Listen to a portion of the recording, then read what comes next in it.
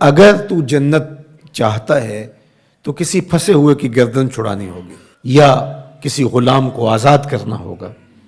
اور اگر تیرے پاس یہ ہمت نہیں ہے، تیری مالی صورتحال ایسی نہیں ہے کہ تو غلام آزاد کر سکے، کسی مقروض کا قرض ادا کر کے کسی پھنسے ہوئے کی گردن چھڑا سکے، تو دو کام کر لینا، کسی بھوکے کو کھانا کھلا دینا، کسی پیاسے کو پانی پلا دینا۔ ان دو چیزوں کے بدلے کے اندر تیرا رب تجھ کو جنت عطا کرے گا۔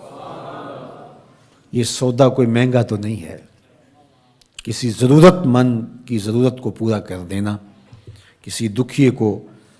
کسی پریشان حال کو، کسی مفلوق الحال کو، پیاس اور بھوک سے تڑپتے ہوئے شخص کی ضرورت کو پورا کر دینا، یہ دخول جنت کا سبب اور ذریعہ قرار پایا۔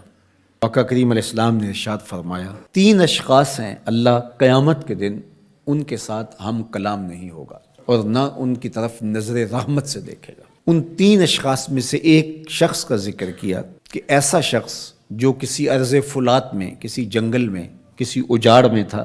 اور اس کے پاس پانی موجود تھا، اور کوئی اور شخص بھی اس جنگل میں پھنسا ہوا ملا تو اس نے اس سے 2 گھونٹ پانی مانگا، حالانکہ اس کے پاس اتنا پانی تھا کہ اگر 2 گھونٹ پانی دے دیتا تو اس کے پاس تو پانی پھر بھی موجود رہتا،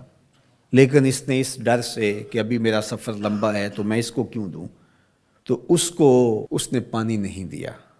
کل قیامت کا دن ہوگا تو اللہ اس شخص کی طرف نظر رحمت سے نہیں دیکھے گا، کہے گا کہ میرے بندے نے تجھ سے پانی مانگا اور تو نے نہیں دیا، آج میں بھی تیری طرف التفات نہیں کروں گا۔ تو اللہ کے بندوں سے پیار کرنا یہ اللہ سے پیار کی دلیل ہے، تو اللہ کے بندوں کی مدد، نصرت اور اعانت یہ اللہ کے حضور عقیدتوں کا اظہار اور محبتوں کا ذریعہ ہے۔ وہ لوگ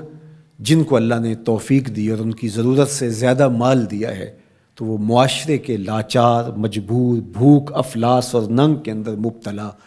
لوگوں کی ضرور مدد اور نصرت کیجیے۔ اس وقت دنیا بھوک اور افلاس کی طرف بڑھ رہی ہے۔ آمدہ اطلاعات کے مطابق ہماری ہمسائیگی میں افغانستان کے اندر 20 ملین لوگ، 2 کروڑ لوگ، ان کا بھوک سے مرنے کا اندیشہ ہے۔ اسی طرح روہنگیا کے اندر زندگی جتنی کٹھن ہے اور جس اذیت میں وہ لوگ زندگی کاٹ رہے ہیں، اسی طرح یمن کے اندر جو کچھ ہو رہا ہے اور شام کے اندر ہم اپنی آنکھوں سے مناظر دیکھیں، 50 لاکھ کے قریب لوگ سخت سردی کے اندر اذیت میں پڑے ہوئے ہیں۔ زیادہ تعداد بچوں کی ہے اور یتیموں کی ہے، بیوگان کی ہے، بوڑھوں کی ہے، مفلوق الحال لوگ جبر مسلسل کی طرح زندگی کے دن کاٹ رہے ہیں۔ ہمارے تھر کے اندر دیکھیے، زندگی کی بنیادی سہولتیں بھی ان کو نصیب نہیں ہیں۔ جس کٹھن اور تلخ زندگی سے وہ لڑ رہے ہیں، وہ زندگی گزار نہیں رہے، زندگی کاٹ رہے ہیں۔ ان کی سانسیں نیزوں کی انیاں ہیں، اذیت، تکلیف، بھوک، ننگ، افلاس،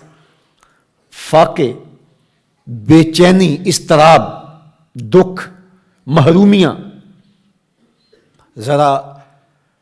ان سب بے بس، مجبور اور لاچار لوگوں کا ایک تصور کیجئے، اور ہم اپنے گھروں کے اندر جو آسودہ زندگی بسر کر رہے ہیں، تو کیا ہمارے اوپر لازم نہیں ہے کہ اللہ کا شکر بھی ادا کریں اور ان لوگوں کی مدد کے لیے مقدور بر اپنا کردار بھی ادا کریں؟ اللہ امت مسلمہ پر آسانیاں پیدا فرمائے۔ اگرچہ کوئی کافر ہو، حتیٰ کہ کوئی جانور بھی ہو،